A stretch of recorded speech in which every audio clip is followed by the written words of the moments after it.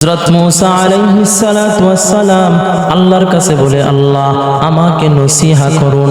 আল্লাহ বলে, হে মূসা আমার আনুগত্যশীল হয়ে যাও, আমার আনুগত্যশীল হয়ে যাও, আমি যা আদেশ করছি তা মানা শুরু করে দাও। মূসা আলাইহিস সালাতু ওয়াস সালাম দ্বিতীয়বার আবার বলেন, আল্লাহ আমাকে নসিহা করুন। আল্লাহ বলে, হে মূসা তুমি তোমার মার আনুগত্যশীল বান্দা হয়ে যাও, তুমি তোমার মার আনুগত্যশীল সন্তান হয়ে যাও। মূসা আলাইহিস সালাতু ওয়াস সালাম আল্লাহকে আবার বলে, আল্লাহ আয় আল্লাহ গো রহিম ও গো রহমান আমাকে আবার নসিহা করুন।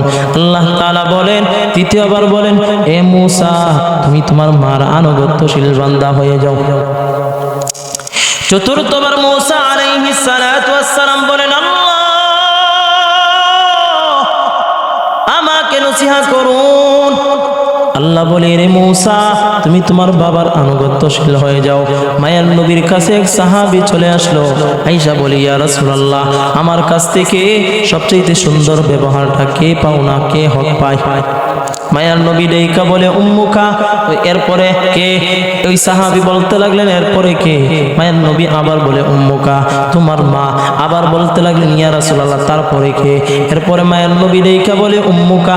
তৃতীয়বার পর্যন্ত মায়ার নবী বলে, আও তোমার মা, তোমার মা, তোমার মা।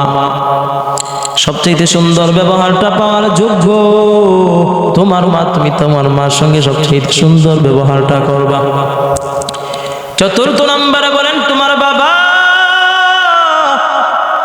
আবুকা, তুমি তোমার বাবার সঙ্গে সবচেয়ে সুন্দর ব্যবহারটা করবা। এইভাবে যখন বলতে লাগলো ওই সাহাবী